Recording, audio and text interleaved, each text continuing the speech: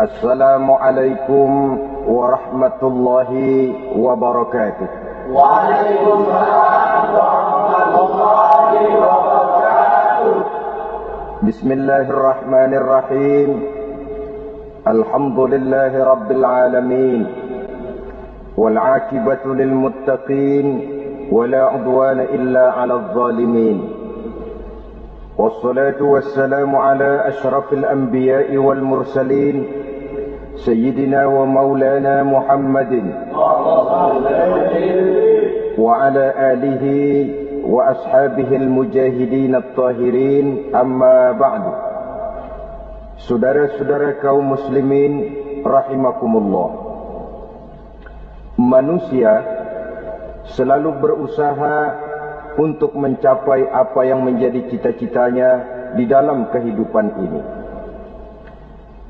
Segala daya dan dana, seluruh waktu dan tenaga, segenap kemampuan dan kekuatan dikerahkan untuk mencapai apa yang dicita-citakan.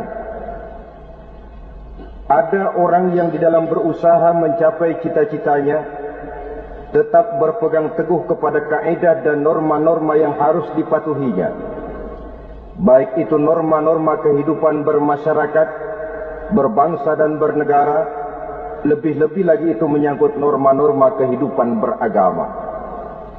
Artinya, di dalam mencapai cita-citanya, dia tetap menghormati dan mentaati halal haram, mengenal hak dan batil, tahu mana yang boleh dan mana yang tidak boleh. Tetapi di lain pihak, tidak jarang, bahkan banyak sekali orang-orang yang di dalam usaha mencapai cita-citanya terjebak dalam prinsip menghalalkan segala macam cara untuk mencapai satu tujuan. Tidak ada lagi kaedah dan norma-norma yang harus ditaatinya. Ia tidak peduli dengan halal dan haram. Ia tidak kenal hak dan batil. Ia tidak tahu mana yang boleh dan mana yang tidak boleh. Segala cara dilaksanakan asal tujuan tercapai. Maka lahirlah orang-orang yang mengambil jalan pintas dan potong kompas dalam usaha mencapai apa yang menjadi cita-cita dan tujuan dalam kehidupannya. Begitulah kita lihat dalam kehidupan ini. Yang di bawah ingin cepat naik ke atas, sementara yang di atas bertahan tidak mau turun dari tahta dan singgasananya. Maka terjadilah benturan-benturan nilai dan kepentingan. Terbentuklah klik, klan, grup dan sindikat-sindikat yang menyerupai mafia, di mana nilai objektivitas sudah sangat sulit ditemukan. Yang celakanya lagi, lahirlah budaya jilat-menjilat, upeti dan lain sebagainya asal tujuan bisa tercapai. Sementara itu yang miskin ingin cepat menjadi kaya, sedang yang kaya ingin menjadi lebih kaya lagi. Kalau boleh tidak hanya sekedar dia saja yang kaya, anaknya harus kaya, cucunya tidak boleh miskin dan kere, bahkan cucu daripada cucunya pun harus jadi orang-orang kaya. Ini keinginan yang wajar. Setiap orang tua tentu tidak ingin meninggalkan anak cucunya dalam keadaan miskin dan terlunta-lunta. Yang tidak wajar kalau keinginan itu membuat orang lalu menghalalkan segala macam cara, menyalahgunakan fasilitas yang dimilikinya, apalagi kalau dia berada dalam satu posisi di mana seharusnya dia memberikan contoh dan keteladanan. Maka akibatnya timbullah krisis wibawa, yang dari krisis wibawa ini mengendorlah disiplin. Sesungguhnya orang lalai, orang tidak mau berdisiplin karena di mukanya, di matanya, dalam pandangannya tidak ada lagi orang yang dianggapnya berwibawa. Dan wibawa itu hilang oleh karena orang merasa tidak ada keteladanan yang patut dijadikan contoh dalam kehidupannya. Inilah sesuatu yang kurang dirasakan di zaman kita sekarang ini. Bukan kurangnya teori, bukan kurangnya segala macam kaedah dan dalil, tetapi yang kita rasakan sekarang ini kurangnya contoh dan keteladanan dari orang-orang yang seharusnya memberikan contoh dan keteladanan itu. Berangkat dari sejarah dan kehidupan Rasulullah sallallahu alaihi wasallam, keberhasilan yang beliau peroleh salah satu dasar utamanya ialah satunya kata dan perbuatan. Tidak bermental ganda, tidak bermain minyak di atas air, tidak menggunting dalam lipatan. Lidahnya adalah hatinya, ucapannya adalah perbuatannya, dan apa yang beliau ajarkan kepada orang lain, beliaulah pelaksana pertamanya. Saudara-saudara kaum muslimin rahimakumullah. Sementara itu pada sisi lain, yang miskin ingin cepat menjadi kaya, maka ia terjebak dalam prinsip tujuan menghalalkan cara apapun saja dilaksanakan asal dia bisa segera menjadi kaya. Maka salah satu jalan yang banyak dilaksanakan orang untuk mencapai kekayaan tanpa harus peras keringat dan banting tulang seperti umumnya orang adalah melalui satu jenis permainan yang umumnya kita kenal dengan nama judi. Ada dua bentuk dan pola daripada judi. Walaupun seiring dengan kemajuan ilmu pengetahuan dan teknologi canggih, peradaban manusia semakin tinggi, maka jenis macam judi yang dimainkan oleh manusia ikut-ikut menjadi canggih. Tetapi pada umumnya ada dua jenis macam judi itu. Pertama, ada judi yang dilakukan secara langsung, dalam arti seorang petaruh berhadapan dengan bandar atau orang berhadapan dengan orang. Dari judi yang dilaksanakan secara langsung ini, efek negatif yang segera bisa kita lihat dengan nyata. Pertama, timbulnya rasa dendam dan permusuhan. Walaupun orang nampak duduk berhadap-hadapan, walaupun kelihatannya mereka tertawa satu sama lain, tapi yakinlah itu cuma sekedar kulit saja. Pikiran yang ada dalam benak tiap-tiap orang yang terlibat dalam perjudian tidak lain ialah bagaimana saya bisa mengalahkan lawan main saya. Akibatnya tentu bisa kita pastikan akan timbullah dendam dan permusuhan bagi yang kalah, akan timbullah rasa sombong dan menganggap remeh orang lain bagi yang menang. Yang kedua, lalainya orang kepada apa yang menjadi tanggung jawab dan kewajibannya. Orang bisa lupa kepada anak dan istri. Kalau kepada anak dan istri saja sudah bisa lupa, apalagi kepada yang lain, sebab anak dan istri memang merupakan bagian daripada kehidupan kita. Konon lagi saudara, konon lagi keluarga yang lain, anak istri saja bisa terlupakan oleh penyakit dan permainan yang bernama judi ini. Yang ketiga, hilangnya rasa sayang kepada harta. Harta yang didapatnya dengan peras keringat dan banting tulang. Mungkin pergi pagi dan pulang sore.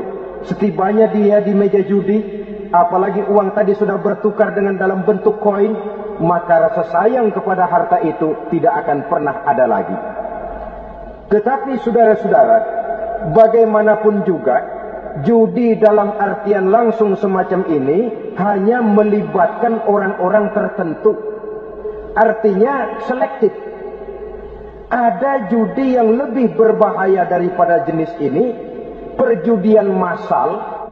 Taruhlah roulette dan kasino itu judi.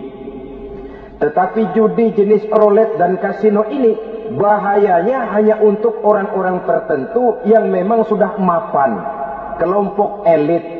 Masa iya bocah angon di kampung main roulette? Apa ia yang tinggal di pinggir kali kenal kasino? Ya entahlah kalau kasino Prambos ya. Dari judi massal semacam ini lahirlah penyakit yang dinamakan tulul amal. Tulul amal, orang yang terlalu panjang angan-angan. Bukan tidak boleh orang bercita-cita, sebab cita-cita itu perlu. Katanya manusia tidak makan masih bisa hidup 1 bulan lebih. Manusia tidak minum masih bisa hidup 3 hari lebih. Tapi manusia tidak punya cita-cita 1 jam pun dia tidak akan bisa hidup. Karena faktor yang membuat kita bergairah menghadapi kehidupan, faktor yang mendorong kita untuk tetap berusaha dan tegar menghadapi resiko, karena adanya cita-cita di dalam kehidupan kita. Tetapi cita-cita tanpa direalisir dengan usaha, cita-cita yang tidak berangkat dari kemampuan yang ada, pada akhirnya hanya akan merupakan cita-cita yang mengawang, tidak akan terwujud dalam kenyataan, dan akan membentuk manusia menjadi orang yang tulul amal, panjang angan-angan, terlalu muluk keinginan, tidak berangkat dari kemampuan dan kesanggupan yang ada pada dirinya sendiri. Maka penyakit inilah yang telah menghasilkan dan melahirkan penghayal-penghayal kelas berat, tukang-tukang ngelamun kelas tinggi yang hidup di angkasa luar. Dan sejarah belum pernah mencatat ada orang menjadi kaya karena judi, itu belum pernah. Saudara lihat saja orang kaya yang namanya Adnan Khashoggi, orang kaya yang namanya Henry Ford, orang kaya yang namanya Aristotle Onassis, orang kaya yang namanya David Rockefeller. Itu seluruhnya menjadi kaya bukan karena mereka terlibat dalam perjudian, tapi karena kerja keras, peras keringat, banting tulang. Dan itu dimulai sejak mereka masih remaja. Sehingga memang ada pepatah, ini baik sekali saya kira. Berpikirlah kamu di waktu pagi, bekerjalah kamu di waktu siang, makanlah di waktu sore, dan tidurlah di waktu malam. Berpikir di waktu pagi artinya belajar di kala muda. Bekerjalah di waktu siang artinya amalkan ilmu itu kalau sudah dewasa. Makanlah di waktu sore, hari tua nanti tinggal menikmati hasilnya. Tidurlah di waktu malam, maksudnya kalau mati, matilah dengan tenang. Logikanya berkaitan. Kalau pagi kita tidak mau berpikir, nanti siang kita tidak akan bisa bekerja. Kalau siang kita tidak mau bekerja, nanti sore makan apa? Kalau sore kita tidak makan, alamat malam tidak bisa tidur. Itu logika. Kalau di kala remaja dan muda kita hanya santai saja, maka hari dewasa kita akan menghadapi hidup ini dengan penuh kebingungan. Kalau hari dewasa penuh dengan kebingungan, alamat hari tua terlunta-lunta. Kalau hari tua terlunta-lunta, kita tidak akan bisa mati dengan tenang meninggalkan alam fana ini. Saudara-saudara kaum muslimin rahimakumullah. Sehingga ada pepatah mengatakan, many a great man start as a newspaper boy, katanya.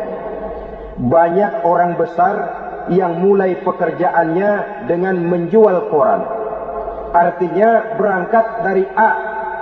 Banyak pengusaha mobil yang memulai pekerjaannya dari tukang cuci mobil, tapi lalu bertahap dan tegar menghadapi kenyataan, sehingga proses demi proses dia hadapi dengan tegar, dengan tabah, dengan sabar, dengan ulet, sampai kepada membuahkan hasil. Kita ingin pintas, kayaknya mau, usahanya tidak mau, senangnya mau, peras keringatnya tidak mau. Ini tentunya akan melahirkan kontradiksi di dalam kehidupan. Maka dari jenis perjudian massal semacam ini, lahirlah penyakit tulul amal, panjang angan-angan, terlalu muluk cita-cita. Bayangkan saja, kalau ini terjadi secara massal, menimpa nasib rakyat kita di pedesaan, yang jauh dari keramaian. Tiap hari mereka didina-bobokkan oleh gambaran tentang akan diperolehnya uang dalam jumlah yang banyak, dengan angka nol yang berentet. Tiap hari mereka melihat angka-angka itu. Mereka lambat laun akan terseret dalam arus tulul amal ini. Panjang angan-angan, muluk cita-cita, hanya dengan mengandalkan meja perjudian. Akibatnya timbul penyakit yang kedua, yang ketiga, yaitu malas berusaha. Orang kalau sudah terlalu asik berkhayal, menghitung bintang di langit, malas berusaha. Kalau ada temannya kerja jadi buruh kasar, bawa hasil yang merupakan jeripaya dan peras keringat dia, satu minggu bergaji 10-15 ribu, diketawain. Apaan gaji lu 10 ribu, 15 ribu? Entar gua nih kalau ketembus 100 juta, entar. Yang 10 ribu dan 15 ribu keringat orang itu dihina, itu dicela. Tetapi dia selalu menghitung, entar nih gua. Entarnya, wallahu a'lam. Saudara hadirin yang saya muliakan, timbullah sikap malas. Padahal di tengah negara sedang membangun di berbagai bidang kehidupan. Maka sifat malas ini merupakan musuh kita. Baik mengejar kemiskinan, baik mengejar kebodohan dan keterbelakangan kita di sektor-sektor lainnya. Alangkah akan terganggunya roda pembangunan di negara kita ini jikalau sebagian besar rakyat dihinggapi oleh penyakit malas, yang malas ini dilatar belakangi oleh penyakit tulul amal, terlalu muluk angan-angan, yang angan-angan ini dininabobokan oleh keinginan untuk mendapatkan untung yang besar tanpa peras keringat dan banting tulang. Sasaran yang lebih jauh, dan ini yang paling kita khawatirkan, hancurnya kubu-kubu pertahanan moral daripada bangsa kita. Kita sependapat bahwa lebih penting daripada membangun jembatan adalah membangun manusia yang membangun jembatan. Bahwa lebih penting daripada mengaspal jalan raya adalah membangun mental manusia yang melaksanakan pengaspalan itu. Dengan kata lain, membangun dan mempersiapkan manusia pembangunan. Tanpa itu, maka saya merasa khawatir kalau nanti kita tidak akan sampai kepada target yang kita harapkan oleh karena kandas di tengah jalan. Saudara-saudara kaum muslimin rahimakumullah, Islam sebagai agama yang mengajarkan manusia untuk berusaha dan mengeluarkan segala kemampuan untuk melaksanakan segala usahanya itu, sangat membenci sifat malas, sangat membenci sifat tulul amal atau panjang angan-angan, dan oleh karena judi melahirkan dua sifat itu, Islam sangat menganjurkan pengikutnya untuk menjauhi segala macam jenis perjudian, baik yang terang-terangan maupun yang dilakukan secara samar-samar, tidak ketara, judi canggih sesuai dengan canggihnya teknologi daripada manusia itu sendiri. Ini adalah penyakit yang meracuni masyarakat manusia dari sejak berpribadi, bertetangga, berumah tangga, sampai kepada berbangsa dan bernegara. Dan kasus-kasus yang timbul sudah cukup banyak, yang tidak mungkin lagi kita katakan hanya sekedar bersifat kasuistis, bersifat kasus-kasus kecil saja. Sebelum riaknya naik ke permukaan, marilah kita membuat benteng untuk masing-masing pribadi muslim memelihara dan menjaga diri, jangan terseret dalam permainan yang bernama judi, apapun bentuknya, bagaimanapun cara dan ragamnya. Karena jelas bahayanya lebih besar daripada manfaatnya.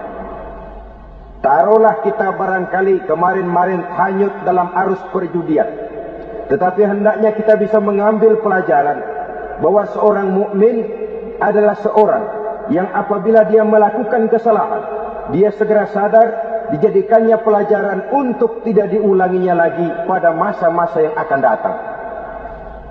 Dengan sikap semacam itu, kita tidak lagi akan mengulangi kesalahan-kesalahan lama, dan grafik kehidupan kita dari hari ke hari akan makin menunjukkan hal-hal yang baik dan positif adanya.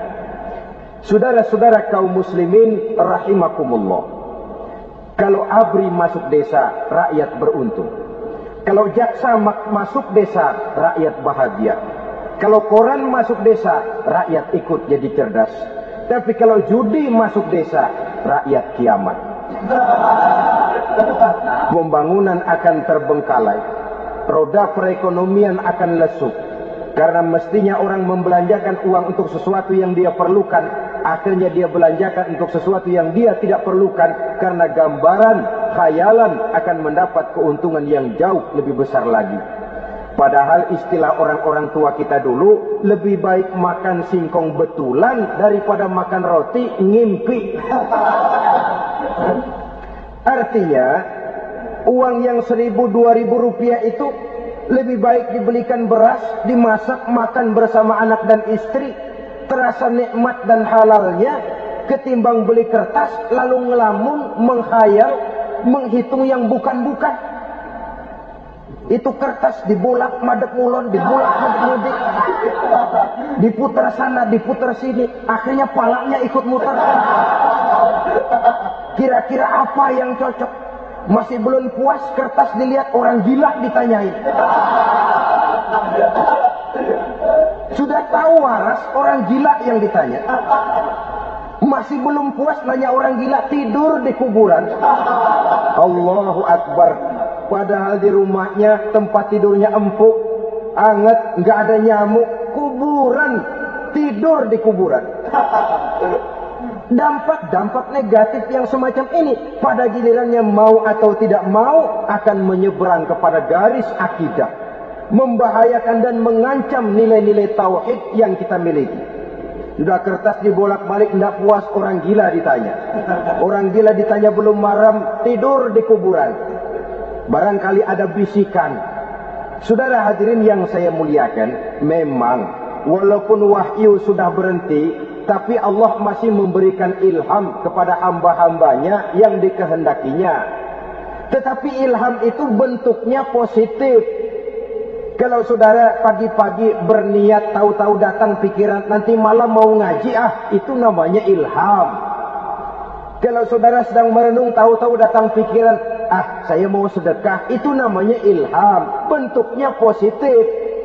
Tapi kalau ngelamun, tahu-tahu datang pikiran nomor sekian pasang, itu bukan ilham, itu belis. Saudara hadirin yang saya muliakan, tidak puas tidur di kuburan, cari yang lebih paten lagi, dukun ditanya. Nah, saya ingin menuduhkan persoalan. Apa tidak boleh orang ziarah kubur? Apa tidak boleh orang pergi ke dukun? Ini dalam kaitannya dengan judi, karena ini penyakit yang sudah merajalela, mewabah di kalangan masyarakat kita di lapisan yang bawah.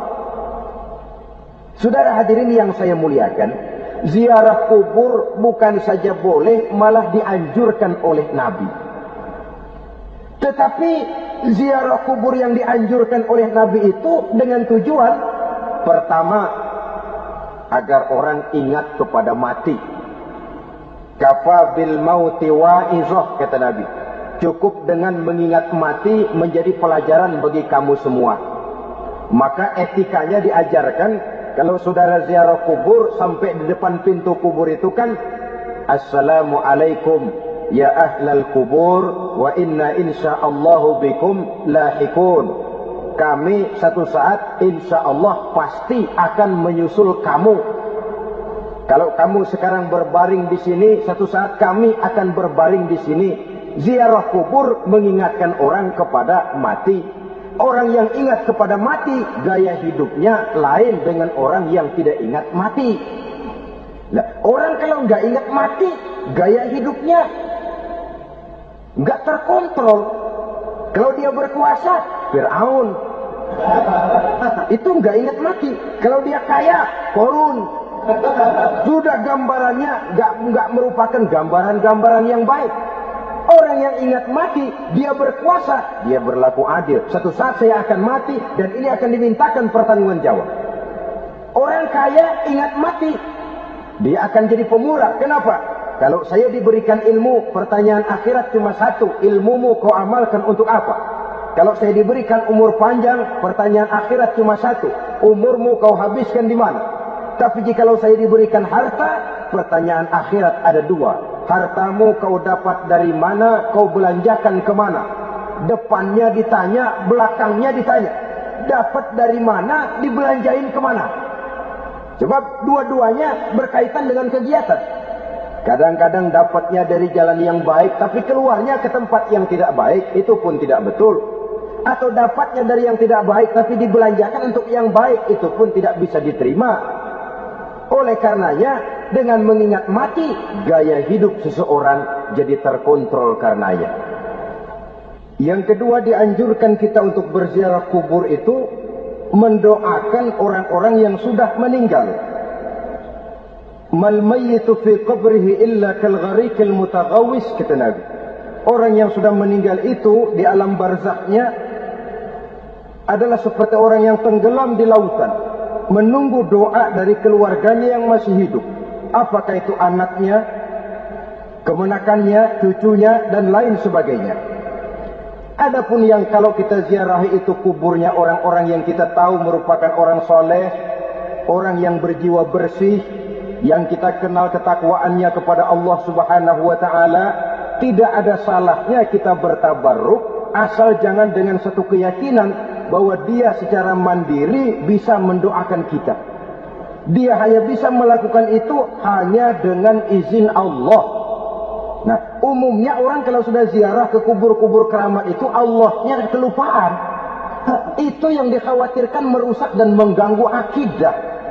Sehingga di awal-awal perkembangan Islam, Nabi pernah melarang orang ziarah kubur itu. Ini bisa kita simak dari hadis, kuntu nahaitukum an ziyaratil qabri fazuruha. Dahulu aku pernah melarang kamu untuk ziarah kubur. Adapun sekarang kalau mau ziarah, ziarahlah kamu. Kata-kata dulu aku pernah melarang kamu, itu menggambarkan bahwa pada permulaan perkembangan Islam, nilai keimanan para sahabat masih rapuh, masih lemah, masih memerlukan pembinaan. Sehingga kalau mereka sering ke kubur, dikhawatirkan mereka minta kepada kubur. Nah, tetapi tatkala nilai keimanannya sudah mapan, sudah kuat, kata Rasul, fazuruha. Adapun sekarang kalau mau pergi berziarah, ziarahlah kamu. Saudara hadirin yang saya muliakan, jadi jangan melupakan Allah. Saya bisa saja berkata, kalau saya misalnya pakai cincin, lalu saya bilang, saya sejak pakai cincin ini, jangan anak gadis, nenek-nenek ngelihat saya lemes. Atau sejak pakai cincin ini, dagangan laris benar. Cincin itu yang menggelincirkan akidah. Untuk tidak tergelincir, orang harus tidak melupakan Allah. Dia bisa berkata, alhamdulillah, Allah memberikan keistimewaan kepada batu cincin saya. Batu cincinnya tidak apa-apa, Allah yang memberikan keistimewaan. Ini dalam bentuk yang langsung. Dalam bentuk yang tidak langsung kita bisa lihat, misalnya kalau petani ditanya, oh ini bisa panen besar ini rahasianya apa? Pak, oh pupuk urea. Pupuk urea. Nah, Allah nomor 16. Seorang petani yang baik keimanannya, dia akan berkata, kami bisa panen besar karena izin Allah. Lah kalau pupuknya mah pakai pupuk urea, izin Allahnya dahulu, baru kemudian pupuknya nyusul. Jadi sebenarnya bukan cuma pergi ke dukun yang bisa merusak keimanan, pergi ke dokter juga bisa loh merusak keimanan. Kalau berkeyakinan bahwa dokter itulah yang memberikan sembuh, kenapa akidah saudara tidak tergelincir karenanya? Dokter hanya memberikan obat dan resep, sembuh itu datangnya dari Allah.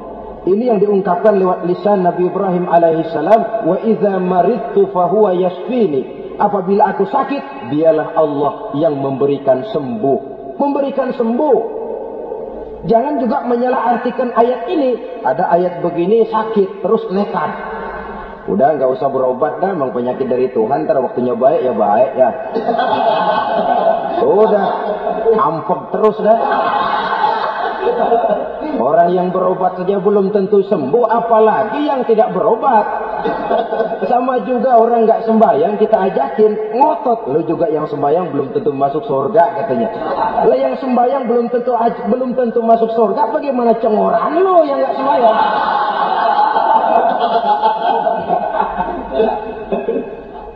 Saudara hadirin yang saya muliakan, kaum muslimin yang berbahagia. Jadi dengan demikian, maka jangan menghilangkan Allah. Kita, ajaran pokok dalam Islam adalah ajaran tentang tauhid. Nah, tauhid ini menyangkut mengesahkan Allah, baik di dalam zatnya, baik di dalam sifatnya, baik di dalam perbuatannya, baik di dalam beribadah kepadanya. Tauhid dalam ibadah itu ada. Tauhid dalam zat artinya zat Allah itu tidak tersusun, tidak terdiri dari bagian-bagian yang bisa dipecah-pecah. Ya seperti kita ini kan ada kepala, ada kaki, ada tangan. Allah tidak tersusun zatnya dari bagian-bagian. Esa zatnya tidak bisa dibagi-bagi. Esa sifatnya artinya Allah itu sifatnya tidak pernah berubah. Sejak dahulu sampai sekarang Allah itu cinta kepada orang beriman yang melakukan kebaikan. Dan Allah benci kepada orang kufur yang melakukan kejahatan. Mustahil satu saat Allah berubah. Orang kufur yang berbuat kejahatan didemenin, orang mukmin yang berbuat kebaikan dikeselin. Misalnya tahun 2000 Tuhan giliran jengkel sama orang mukmin. Itu mustahil, dia esa di dalam sifatnya.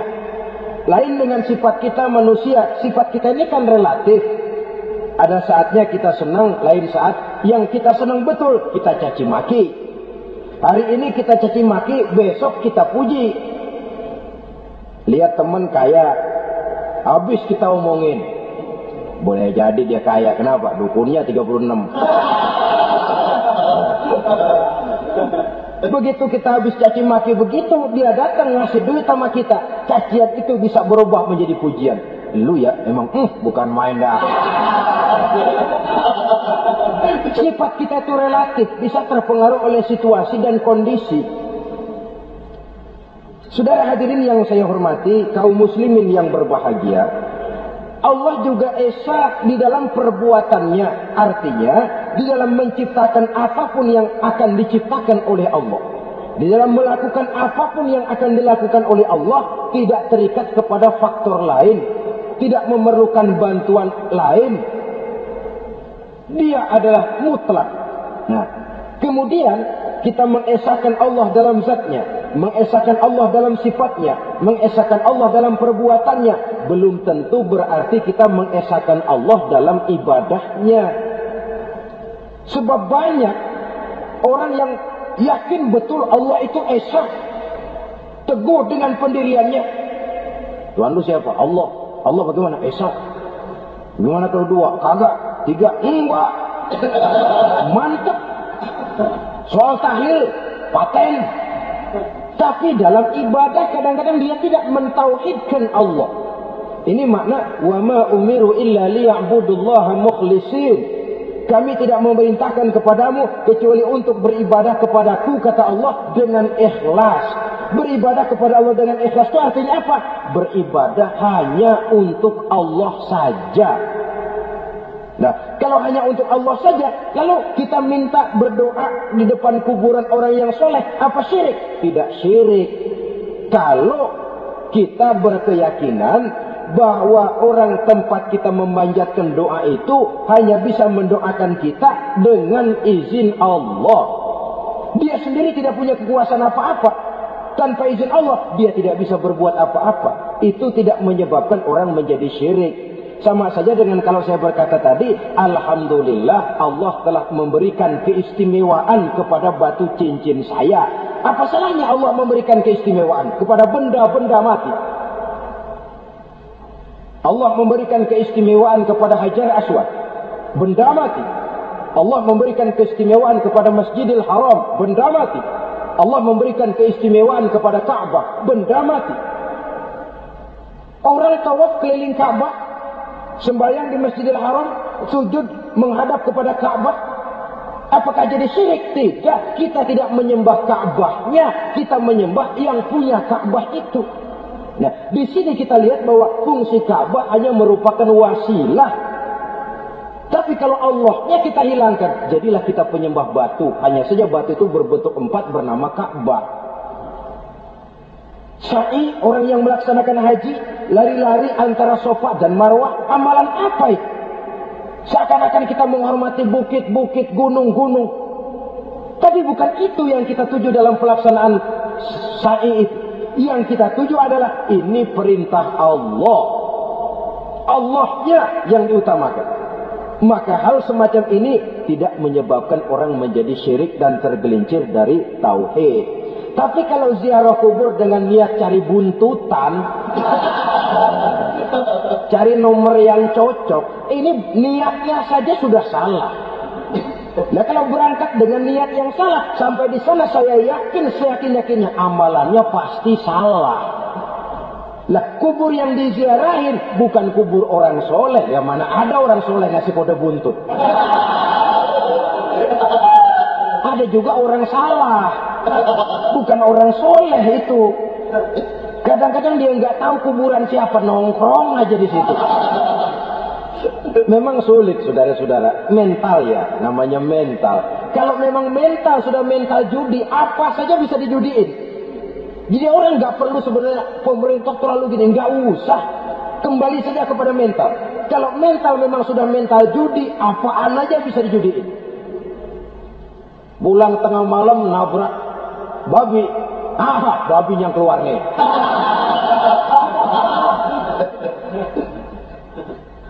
Mobil lewat, nomornya bisa dijudiin. Bajai lewat, bajai bisa dijudiin. Mental. Kalau memang mental sudah mental judi, apapun saja bisa dijudikan. Saudara hadirin yang saya muliakan. Lalu bagaimana dengan dukun? Ya, saudara hadirin, pergi ke dukun hakikatnya sama dengan pergi ke dokter. Orang berusaha melaksanakan yang namanya syariat. Hakikatnya kembalikan kepada Allah. Syariatnya kita laksanakan. Tetapi, yang pertama saudara harus tahu betul dukunnya itu. Bayang apa enggak? Agamanya kuat apa enggak? Sebab, ya tentu tidak ada dukun yang jelek. Karena pada umumnya penyakit dukun itu kan nyohor. Iklan lewat koleha-kolehanya. Kita bisul kecil datang, kita dukung, ini si kecil kemarin bisul kayak kelapa 5 menit baik. 5 menit padahal kemarin kagak ada yang datang. Diolah sedemikian rupa supaya orang mantap. Jadi jangan asal sembarangan. Kadang-kadang lihat potongan dukunnya aja kita ngeri. Mukanya sudah kremot, nggak pernah tersentuh air wudhu. Jangankan air wudhu, mandi aja jarang. Yang kayak begini yang dipegang mati-matian, yang dipercayai habis-habisan, akan kita kemanakan tauhid kita ini? Apalagi kalau perginya sudah dengan niat mencari nomor yang jitu. Itu saya katakan lagi tadi, berangkat saja sudah dengan niat yang salah. Orang berusaha silakan. Sama juga kita ke dokter. Oleh dokter kan setelah diperiksa penyakit kita, lalu dianalisa, ini penyakitnya ini. Kemudian diberikan obat. Lah, obat itu kan tentu ada aturan minumnya tuh. Yang kapsul ini sehari 3 kali, yang tablet ini sehari 2 kali. Kalau kita minumnya kelebihan, overdosis namanya. Saking pengen cepet baik, sekali minum 10 tablet. Ya memang nggak sakit-sakit lagi, tapi nggak hidup sudah. Habis. Kita pun dalam melaksanakan amalan hidup beragama begitu. Sudah datang kepada kiai, orang-orang soleh, meminta amalan, wiridan, itu jangan sampai overdosis. Tidak sesuai dengan kemampuan pribadi. Wong masih SD sudah minta matematika kelas SMP, celeng. Baru SMP sudah minta diajarkan filsafat kelas perguruan tinggi, semaput. Kenapa? Daya tampungnya nggak kuat. Emang ukuran secangkir, minta di sini seember, ya luber. Lebihnya nggak cukup. Kenapa? Yang diberikan, yang diamalkan tidak sesuai dengan makomnya, tidak sesuai dengan kemampuan yang ada pada dirinya. Saudara hadirin yang saya muliakan, akhirnya apa? Mencelakakan dirinya sendiri. Ngawur. Baru sembahyang seminggu udah ngaku ketemu malaikat. Sembahyang ditemenin malaikat. Lah sembahyang baru seminggu mulai. Itu malaikat iseng amat. Ya walaupun kalau Allah izinkan tidak mustahil, tapi kan tidak logik. Orang yang melaksanakan ibadah puluhan tahun memerlukan riyadhah dan latihan, khusyuk dan tawadhu, penuh tazallul, merendahkan diri di hadapan Allah, belum tentu mendapat karunia yang semacam itu. Saudara hadirin yang saya muliakan, jadi dengan kata lain, yang pertama, lihatlah dulu kualitas dukun yang akan saudara datangi itu. Ini kualitas black apa kualitas white? Aspal apa cat putih? Sehingga jangan sampai kita salah pilih. Sebab biasanya orang kalau sudah hanyut di kali, rumput pun dia pegangin. Dia tahu kalau rumput tidak akan bisa menahan bobot badannya. Tapi karena posisinya posisi terjepit, rumput pun dia pegang. Ini satu gambaran psikologis betapa orang dalam keadaan panik, kepepet, kejepit, yang tidak mestinya dipegang pun akan dipegangnya juga. Walaupun dia tahu itu tidak akan bisa menahan bobot badannya, namun dipegangnya juga. Oleh karenanya, yang pertama, lihat dulu kualitas dukunnya. Yang kedua, saudara-saudara, jangan berkeyakinan bahwa dukun itulah yang memberikan permintaan saudara. Si dukun hanya bisa dengan izin Allah. Nah ini kuncinya. Kalau izin Allahnya dihilangkan, dan ini yang jarang. Bah, biasanya kalau kita diajak ke dukun, di sono aja paten banget. Abah anu, abah ini, abah anu, abah-abah. Nah, lalu pikiran kita kan terfokus. Dikala itulah kita mulai menyampingkan Allah. Di situ yang dikhawatirkan nilai tauhid kita jadi tergoyah karenanya. Bahwa orang yang kita datangi, yang kita kenal kesolehan dan ketakwaannya, hanya bisa memberikan pertolongan dengan izin Allah. Dengan izin Allah dia doakan kita dan doanya kabul. Dengan izin Allah dia penuhi hajat kita dan hajat kita jadi terlaksana, jadi kenyataan dengan izin Allah. Sebab Allah itu memberikan keistimewaan. Ada waktu istimewa, ada tempat istimewa, ada jam istimewa. Kenapa sih sedekah hari Jumat dengan sedekah hari Kamis pahalanya kok lebih besar hari Jumat? Karena itu waktu istimewa. Kenapa untuk sembahyang sunnah dianjurkan sepertiga malam yang terakhir? Karena itu waktu istimewa. Kenapa doa di Multazam, di dekat Hajar Aswad, di Hijr Ismail, di Raudhah, dikabulkan Allah? Karena itu tempat istimewa. Memang kadang-kadang ada orang berkata, kalau mau berdoa kenapa mesti di kuburan wali? Di rumah juga berdoa, Tuhan dengar. Betul. Tuhan dengar, bahkan tidak berdoa pun Allah tahu isi hati kita. Tapi soal dikabulkan atau tidak, itu hak Allah.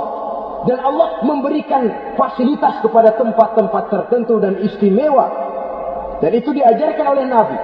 Di Raudhah perbanyak doa. Kenapa? Itu tempat yang mustajabah. Artinya Allah memberikan keistimewaan kepada tempat-tempat tertentu. Dalam konteksnya dengan ini, makom para aulia, para wali, para ulama soleh, tidak ada salahnya kita berdoa di sana, bertawassul, bukan meminta kepada si kiai, bukan meminta kepada si ulama, bukan meminta kepada si wali, meminta kepada Allah melalui tempat yang orangnya kita yakin dekat dengan Allah. Walaupun Allah tidak memerlukan perantara, itu jelas. Allah tidak memerlukan calo, memang. Tapi Allah menyediakan waktu dan tempat-tempat istimewa. Itu harus kita manfaatkan untuk mendekatkan diri dan berdoa kepadanya. Saudara-saudara kaum muslimin rahimakumullah. Saya kembali dalam konteksnya dengan dukun yang akhir-akhir ini jadi populer karena merajalelanya judi sampai kepada desa-desa. Pedesaan-pedesaan terpencil. Yang akibatnya menjauhkan orang dari nilai tauhid. Padahal benar kalau orang berkata kadzabal munajjimun walau sodaku. Tukang-tukang ramal itu bohong walaupun benar. Kalaupun betul, kebetulan. Itu maksudnya bohong walaupun betul. Betulnya betul kebetulan. Maka para remaja itu biasanya gemar kepada membaca bintang Anda minggu ini. Kan begitu toh? Nah, apa Aries, apa Virgo, apa Leo, dan sebagainya. Dan itu memang menarik untuk dibaca. Rezeki sebelah kulon. Asmara amat. Saudara hadirin, hal yang semacam ini boleh saja untuk dibaca, tapi tidak untuk diyakini kebenarannya. Boleh saja untuk dibaca, tapi tidak untuk diyakini kebenarannya. Karena meyakini kebenarannya sama saja dengan mendahului Allah. Dan itu bisa menggelincirkan nilai-nilai tauhid kita. Tauhid dalam ibadah saya katakan tadi, menyembah hanya kepada Allah. bermohon hanya kepada Allah dengan menggunakan fasilitas-fasilitas yang disediakan oleh Allah, baik berupa waktu maupun tempat-tempat tertentu. Dan orang-orang, kalau waktu dan tempat saja ada yang diberikan keistimewaan oleh Allah, padahal tempat itu benda mati, apalagi manusia yang merupakan makhluk hidup. Saudara hadirin yang saya muliakan, saudara-saudara kaum muslimin yang berbahagia, sehingga dengan demikian kita tetap menjaga nilai-nilai akidah. Dan dengan ini syariat kita laksanakan tanpa membuang hakikat. Sebab hakikat tanpa syariat itu kosong. Syariat tanpa hakikat juga tidak ada tujuan. Yang penting hati bersih, nggak sembahyang nggak apa-apa. Mana bisa begitu, Mas? Kalau memang hati bersih nggak usah sembahyang nggak apa-apa. Nabi Muhammad dulu berhenti dong sembahyang. Sebab beliau orang yang hatinya paling bersih. Nah, orang yang hatinya paling bersih saja sembahyangnya nggak berhenti, masa kita lalu mau berhenti? Yang penting kan kita bisa dekat dengan Allah melalui perasaan, banyak-banyak ingat. Apa itu sembahyang? Macam-macam. Itu hakikat saja tanpa syariat ia tidak bisa. Syariat saja tanpa hakikat juga gerak lahir yang tanpa roh namanya. Kita melakukan sholat tapi kita tidak tahu untuk apa kita sholat dan kenapa kita sholat dan siapa yang kita sembah di dalam kita sholat. Sehingga dengan demikian keduanya tidak bisa terpisahkan satu sama lain. Seperti halnya kulit dan isi. Barangkali pernah saya ingatkan, kulit penting, isi pun juga penting. Hakikat penting, syariat juga penting.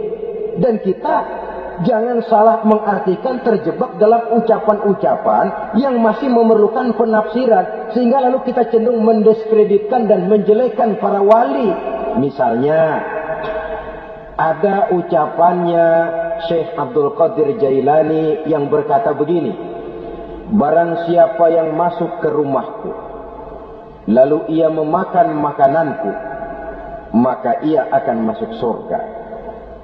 Ini kalau ucapan ini dipahami secara apa adanya, ya jelas orang bisa tergelincir. Tapi kalau ditafsirkan secara betul, siapa yang masuk ke dalam rumahku? Di mana rumah Syekh Abdul Qadir? Di mana umumnya rumah para wali? Di masjid.